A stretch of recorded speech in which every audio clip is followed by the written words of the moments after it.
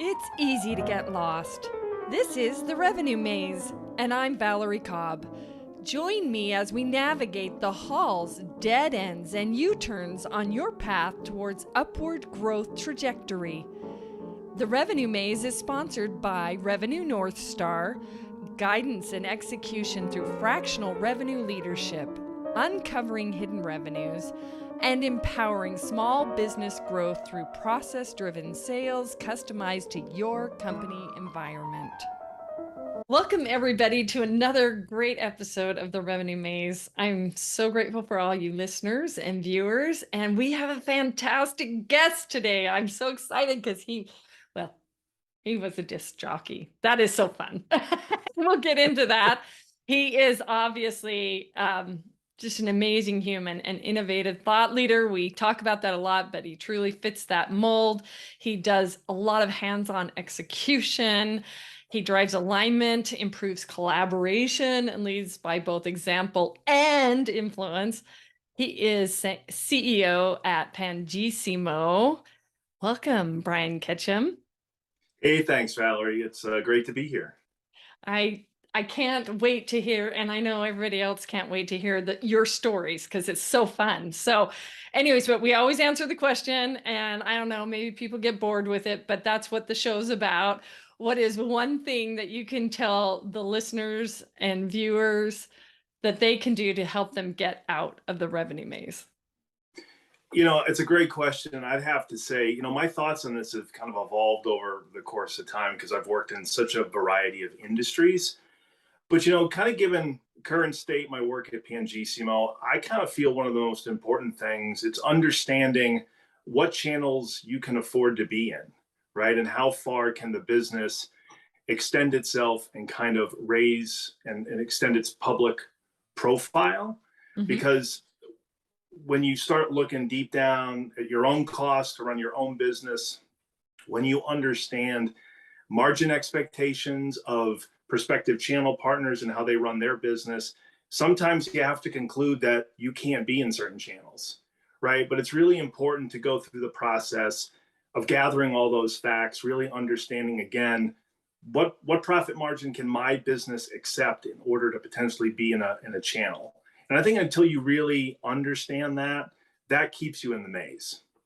That does keep you in the maze. So then honestly, it's interesting how many don't really kind of look at it. It's just like, hey, let's go out willy-nilly and see, we'll get this channel, we'll get this channel, we'll get this channel. And so give us some pointers. I mean, you're the expert. Give us the pointers. Well, I think a lot of it comes down to, again, where you start is my product or service cool? Does it meet a need? Is it niche? Is it gimmicky? Like, is it really something that somebody else wants to get involved with? And again, the only way you're going to know that is if you do the hard work to go out, call on, like in my case, right? We're a consumer electronics startup. Yeah. So I'm constantly calling on not just investors, but buyers. And I'm talking about, you have manufacturers, reps, you have distributors, both maybe national level, maybe regional. You have direct e-commerce platforms and membership services, right, where they have a particular audience, and they all care about things in different ratios. Their profit margin expectations are all different and not necessarily something I would have immediately grasped onto when I took this gig. But then they all want different kinds of marketing support and different kind of other post-sales support. And, you got to put all that together to understand, again, what is the real value proposition? What's the real business opportunity, both for myself and in a working relationship with a third party? Yeah. So you keep talking about, you got to put that all together. It sounds like the framework for strategy for each lines of business. So just kind of describe how you do that at Pangissimo. Yeah, the way we look at it is, again, having a really good understanding of what our core cost structures are, right? So we manufacture a thing that gets put into a box. It's going to get shipped out. So you have to look at, let's say you wanted to be in-store retail, for example. That's very different than online only. until you have done all the due diligence for the buyer to understand the differences in those two business models, you don't know whether you can rule in or rule out that opportunity. The reality for us as a young business, we really do prefer kind of direct to consumer and kind of the online only route. At a level of particular growth, we'll hit maturity where, yeah, you want to be on a shelf in a store, but that's not really the place you're going to start.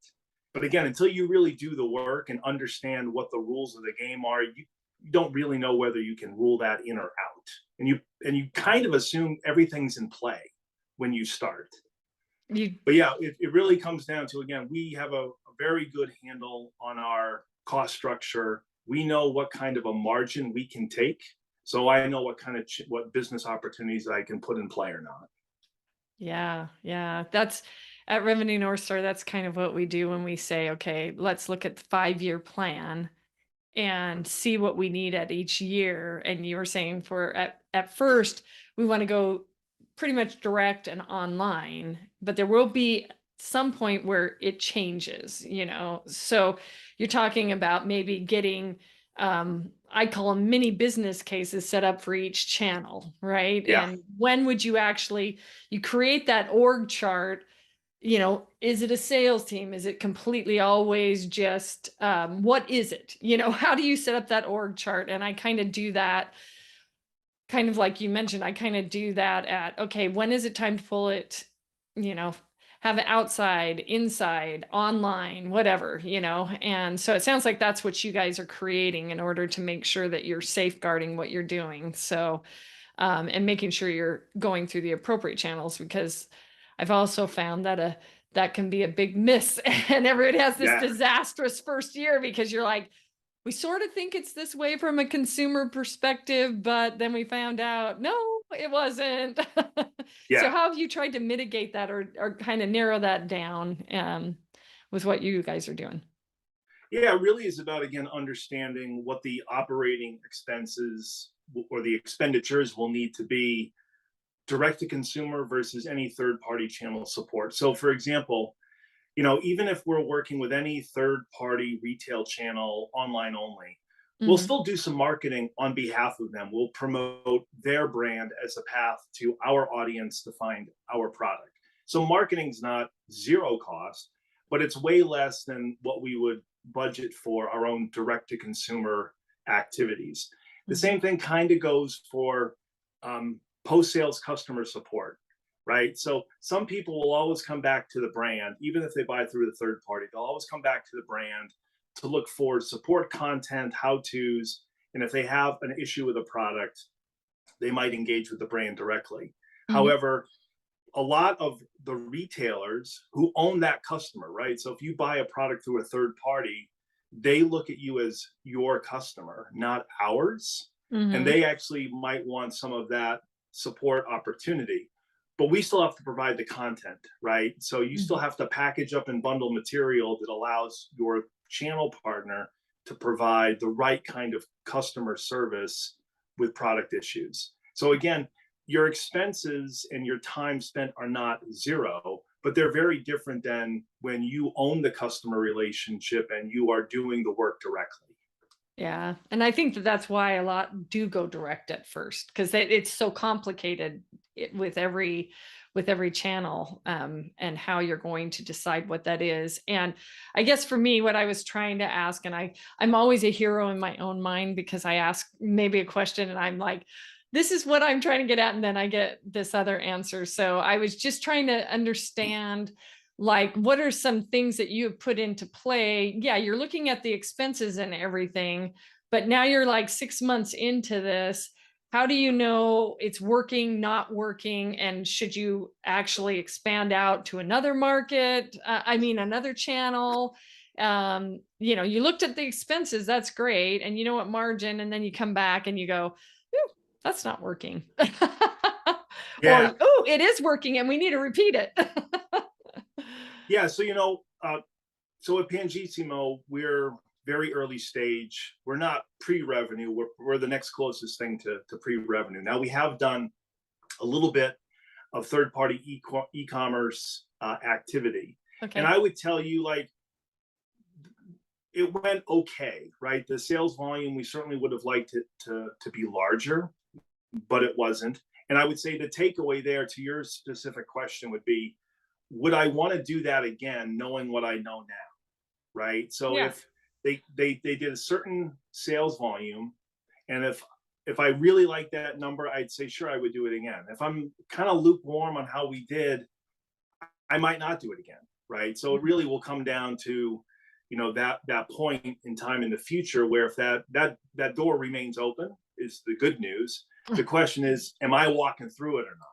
Is the Yeah. question. Relative again to all the other types of business that I could pursue. And I think that's really where you make your decision, and that is the coin toss that you are deciding on.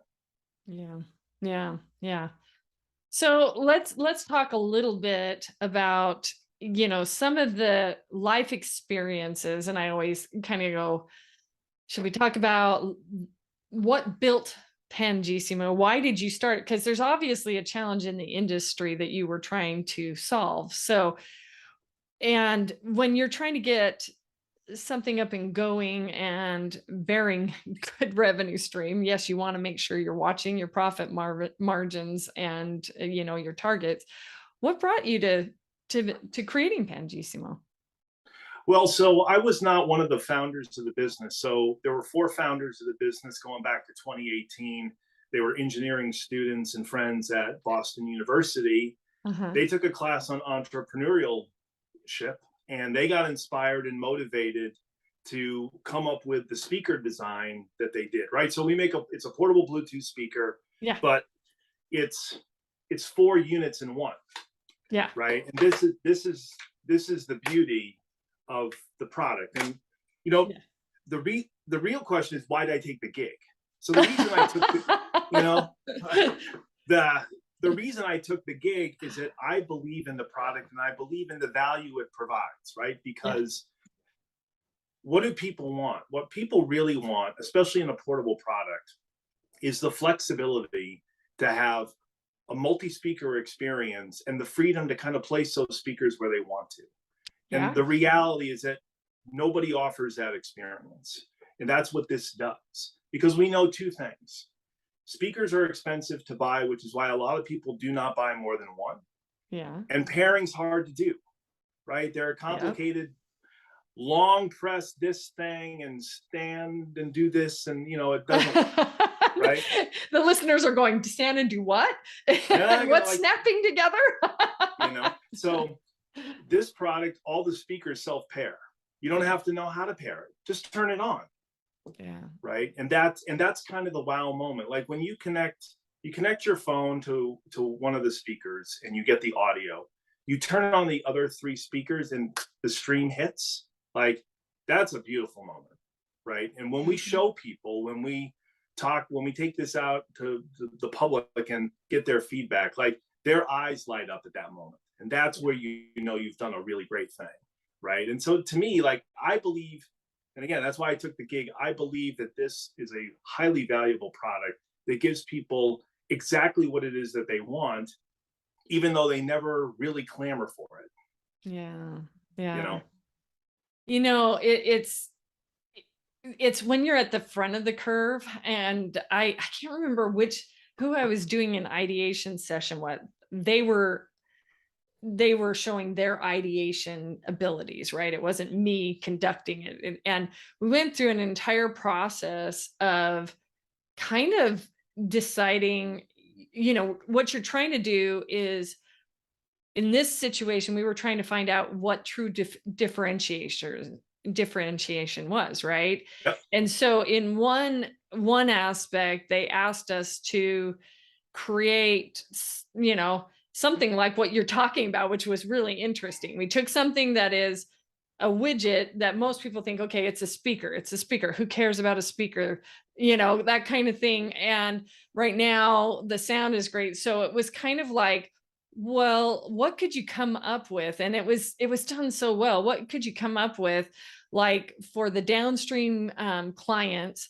What could you kind of, as you're trying to test the market for new product development, right? Yep. You're trying to test the market, and you have this sample group that you bring in, and you literally say in there, you live in whatever that person is inventing their ideal customer profile scene. So you live in a very cramped space. Mhm. And this was with the speakers, right? You live in a very cramped space, because a lot of this generation that is coming up, they're living in very tiny quarters. Some of those things are going to school, they're doing all these things, right? This was their downstream, right? And in that cramped space, um, what would you want to see? What would you want to hear?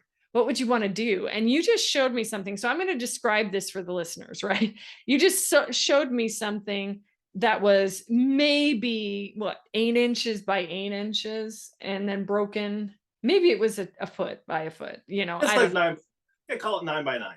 9 by 9. Yeah, I'm guessing from looking at the screen. I don't have a measuring tape, but from my construction stuff, I could kind of see what that was. It wasn't quite a foot. Anyways, so I could picture this completely, because when you're in, a lot of them are doing this kind of minimalist stuff. My kids are specifically, so they're living in studios and stuff like that, because they're Yep. in cramped cities or whatever, because they like it. They go and what do you want to do in your cramped space with your listening? And you just kind of described that whole ideation session, because what it was, could it be kind of surroundish?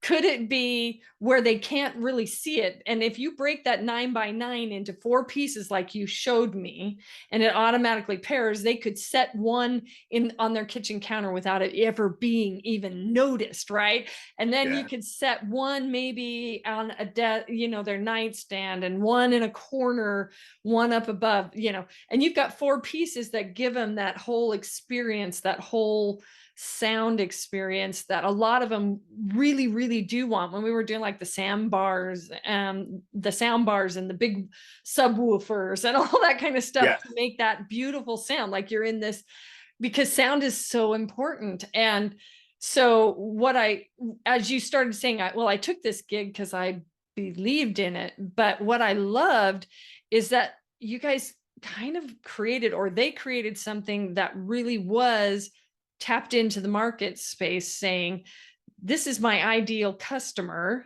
Now for you said at the very beginning, you said, now take that customer and how do they buy? Right. How do they buy? And focus on channel number one. Yeah. And if it's a channel, if it's direct and that's it for right now till you go to market the rest of the way, you've kind of created that nice little environment that you were saying for everybody listening. This is what you got to do. Make sure you have the right channels, make sure that you've listened to the customer, and then go to the market with that, and who will be listening to that now. So that Yeah. was really cool. And I the reason I did that is most of the people are listeners on this, so I wanted to describe what you showed, which was Got really cool. So anybody who wants to see it, they need to go on YouTube and see this. But it. anyways, I was super excited about that whole, that that you went, I believed in this. This is a problem, but the rest of the market doesn't know that a problem has been solved, right? So they may not even know they have one. you Yeah, know yeah. Yeah, so in a young business that is capital intensive, yeah. right? You got to be very careful. Obviously raising money is job one, Yeah. or kind of 1A, right? And 1B is about audience development and reach, Hmm. right? And we're where we are. Again, we have a long way to go. We're off to a nice little start, but we have a long way to go. And it's definitely in a world where we're trying to reach, when we talk about that younger audience and knowing where to find that younger audience, the problem isn't knowing where they are. The problem is, again, how do we extend our reach to get to where they are, right? that's Okay. that's really the challenge, right? And not that everything is about working capital, but a lot of things are about working capital, right? So working capital drives your marketing budget, it drives how you execute social media. Influencer marketing is really a big deal. It's going to be very important for us. Our product is really well geared towards content creators, right? When they have those 4 individual units, like we've already made some really cool content in the past, but you can only get so far on a very thin budget, right? So we do really well to work within the constraints we have, but they're real constraints, right? And so that would be the other half. It's the other entrance to the maze, I guess, would be is that in a business like ours, you're going to need some money in order to make some money, right? And that's easier said than done. But it's the good fight, and I love doing it. I was going to say, we must love it because we sit in it. It's like, it's a good fight. It's fun, Yeah. and you've got to have that enthusiasm, especially when you're dealing with a startup for sure. And Yeah. it's super interesting because we could get into dialogue and investors to get working capital. And then where do you put I actually was writing an article on familiarity and customer acquisition costs that totally ties into this, but I won't bring it up in this call. But you do have to fight the right battle at the right time, right? And use the right resources at the right time, or it ends up killing you. So Brian, this has been super exciting. So one of the things, right now you're CEO of Pangissimo, and but you've had this illustrious career coming up to this point. You have all sorts of fun things that you like to do. You're a game enthusiast as well. And so you're in that. And then we talked about, a disc jockey. So I'd love to hear a little bit about disc jockey and how you got from there, which would make sense with Pangissimo, some of this kind of stuff, but also give us, just some fun, fast facts about you and, the disc jockey. Yeah. So the whole radio thing goes back a couple of lifetimes. So I was 14. It's the summer before I go into high school, and I live in a small town. I grew up in a small town, Norway, Maine. About at the time, it was probably like 3,000, 3,500 people, and it was a big town for its surrounding area. But again, Norway's not a big town. But anyway, we had there were a couple of different radio stations that ran out of a building right on Main Street, and I would walk by it all the time. And so I just walked in one day, and I was like, what are the odds I could get a job? And it just so happened that both the owner of the station and the general manager had each started the same way at roughly the same age, and somebody had given them a shot when they were young. And so they did me a solid, and they hired me right then and there. And so they ran a couple of different radio stations. There was one of them was a country music station, and they also carried they simulcast Red Sox games and other things like that. So I kind of cut my teeth, doing things like that. You work a Red Sox game for a couple hours on a summer night, and that's kind of how you get your feet wet. I was really lucky. They had some really good DJs there at the time, people for me to be mentored by and to learn from, because you really don't know anything that you don't know until you stick a microphone in somebody's face and that red light goes on. So I had to learn some things. I had to learn some things the hard way. All good lessons, including how to speak without hemming and hawing, because that's not really what the listening public is into. Yeah. But I kept that gig all the way through high school. So I worked that job for 4 years. Mm-hmm. I was ultimately kind of the weekend morning DJ. So I opened we only broadcast from like 6 a.m. till maybe 11 o'clock at night. And so I would work like 6 to noon or 6 to 2 on Saturdays and Sundays. We did a live call-in show. We did play some live music. At the time, we ran a lot of things off reel-to-reel tapes, and you could program a lot of the content to be played. So, for example, I could record news, weather, and sports and program that to play at certain times throughout the hour. And then you've got these different reel-to-reels of modern hits. They called it classic country gold at the time, right? Older music for the time. So 60s and 70s when we're talking about the 80s. But yeah, you program all that up. But yeah, sometimes, you spin some records live, and it was a lot of fun. I mean, it was a great job. I bet it was like probably a high school dream job. Is like, unless you're really introverted, then it may not be your favorite. But Well, it sounds as like I'm sure this is going to prove, I have a voice for radio, not much else, and so it was kind of good to be on radio at the time. I did some TV in college when I Mhm. first went to college, and I did. Like, we broadcast some sporting events, and so, for example, I would do like halftime, like for basketball, halftime and post game interviews, things Oh, like that. fun. That's an entirely different skill. And again, it was a really cool experience. I really liked radio though. That was a lot of fun. Yeah. Yeah. Yeah. So, and then you talked a little bit about being, the normal golf, right? But snowboarding and skiing and exercising, and, you have your own equipment at home and all of that kind of stuff. So, you're all around super exciting and all of that. So, give us all a little, let's pretend that you had to rewind back to those days. Give this audience a little bit of advice for where you are today and what you would do. What would you tell your younger, wiser self?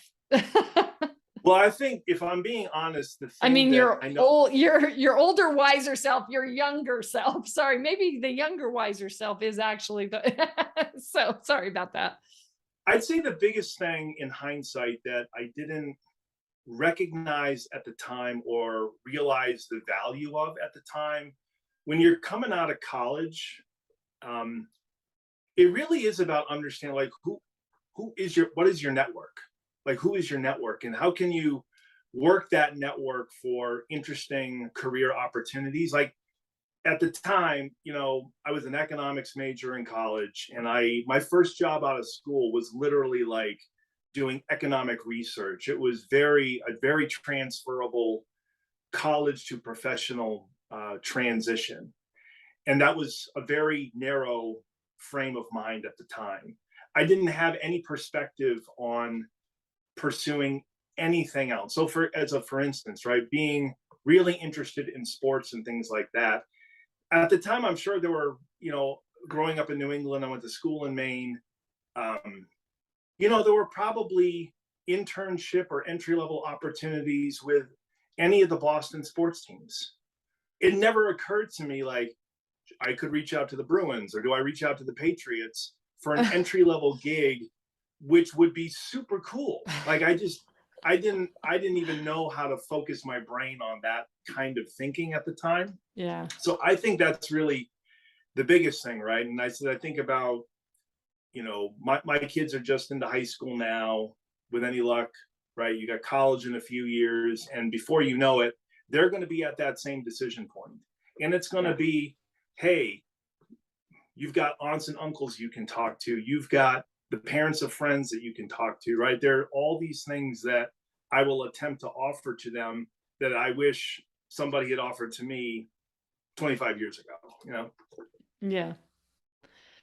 Yeah. It wouldn't have dawned on me that there were all the internships back when I was there. It just didn't, it just wasn't as either readily known, or I'm super old. I don't know. It could be both, but or it could Well, just think be about it. I So let's wasn't think ready to about it. listen. Well, yeah, but the other half of that, right, is that, so in early to mid 90s is just kind of sort of when the electronic and digital world is coming of age, Yeah. right? We were using, you and I most likely were using very conventional guidance counselor services and Hmm. things that were more word of mouth. But again, what it was going to be, whatever the frame of reference of the person you were talking to, Yeah. right? And It was. you just kind of hoped you got lucky to talk to somebody who had a really broad worldview. It's completely different today. Like, anybody, you can spend 20 minutes online and you could figure out all these really cool opportunities that might exist somewhere, right? And if you're willing to get on a bus or get on a plane or hit the road, right, you could potentially entertain that. Yeah. It's not even the same game as we played all those years ago. Yeah. Yeah, and you have to give yourself a little bit of that because that is very true. I mean, I had a in the 80s I had a computer, an apricot computer at college, with an infrared keyboard and an A drive and a B drive and a dot matrix printer. And everybody else was doing word processing at the time, but that was the next word processing was after the typewriter, right? And Yeah. so I am totally dating myself, but that's the reality is, yes, things have really, really changed and there's a lot of opportunity out there. So I certainly appreciate the advice. I also hear that in your sort of cooking and the perfect cocktail, you've got kind of the cocktail down and this will Well, be practice released makes on a perfect. hump day, right? So Yeah. Hey, it's important to try new things, you know? yes, it definitely is. So, Brian, this has been very enlightening and such a fun show. Tell me one funny thing when you were a disc jockey. It could be that or the other. When you were a disc jockey, what one thing went like south and you just had to recoup or something fun, or were you just perfect the whole way through? No, not perfect. So I think it probably was my senior year of high school. Our high school basketball team, go Vikings, the high school basketball team made it to the state finals. And I think it was, so we won the team won the conference final to make the state. And so after the conference final win, like we all got back together at somebody's house, might even been my parents' house for all I remember. Yeah. And everybody just kind of stayed up late. I had the morning shift at 6. So in my infinite wisdom, I showed up to start that gig with no sleep. Oh, I fell asleep on the air for like 3 minutes, mid-sentence, just out. That, that's a tough one to come back from, like what happened during those 3 minutes exactly? I'm not sure. So oh my goodness, that is I'm sure we all have a story or two around something like that, and I know I put you on the spot, so you're a good sport with it. Well, see, right, this is why this is a recorded podcast, right? You can go back and you can post produce something out of it, and I can tell you, right, as I mentioned earlier, like recording news, sports, and weather, you can make as many mistakes as you want because you can start over any old time, Yeah. right? When you're doing a thing live, you don't really get that option. I happen to know that. I'll share as well. So I was an opera singer. I sang opera and musical theater, and Cool. I was in early on in training. I was in a recital, and it was with a bunch of other students, and the other students, they typically, I learned when I was coaching that I would put kind of the best singer at the very end, but this was perfect because, and I'm not saying I was the best singer, but anyway, I did my fair share of people, but I'm singing something from Mozart, and it's in German, of course, and and I don't know, I was tired. I didn't really know, but I was apparently the star pupil, but she put me first. The coach put me first in this big recital. And I start singing, and I cannot remember the German if it would save my life. My mind just goes blank, right? So I'm a sci-fi geek. So I start singing. I just think, oh, well, in Klingon, we don't even know Klingon, so I just start making sounds because it's an English audience, right? It's an American audience. Thinking nobody knows this song, right? And I look over at she actually was one of my friends. I look over and I'm playing it off. I'm doing great. I'm acting out the whole scene, 9 yards. And I look over and this one student is just laughing her head off. And I could just see it. She's like trying not to. And I just started laughing so hard in the middle of the song. And I'm like, okay, I forgot the words. I'm starting over. And to this day, she and I laugh over that and then it broke the ice because the rest of the students, they just loved it. They were like, oh, she makes this mistake. We can make a mistake. We're okay. So it was really, really fun. And I make mistakes all the time. So there's my live moment of singing Klingon. There you go.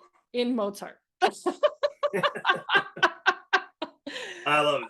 All right, Brian, this has been such a fun show. Where can people get a hold of you? Because I would think too that maybe investors or something, because this is a cool product that you're dealing with right now. And if anybody didn't, like I said, if you couldn't understand my explanation, you need to go watch it on YouTube, because it really is something that like 2 or 3 years ago we were ideating on. So this is super cool that this has come to fruition. Yeah, so we are actually doing kind of a limited release of our newest product in a couple of different colors at our website, which is pangissimo.com, pangissimo.com. So you can go and see the product there. And then I think you can contact me. We have a team page. You can contact me from there, I think. But otherwise, Brian at pangissimostudio.com is the way for folks to reach me. Very cool. Very cool. Well, I want to thank all the listeners, the guests that do show up, do comment and do like and all of that kind of fun stuff. And thank you so much for being a part of listening and sharing and gaining traction for my show. I super appreciate that. And I love and appreciate that Brian was willing to come on the show. Thank you so much, Brian. Hey, thanks, Valerie. This was a lot of fun. Let's do this again sometime. Perfect. Will do. All right. Thanks. Thank you all for joining another great episode. For show notes, links, and resources, visit revenuemaze.com. Hats off to all you small businesses out there. I can't wait for the next episode.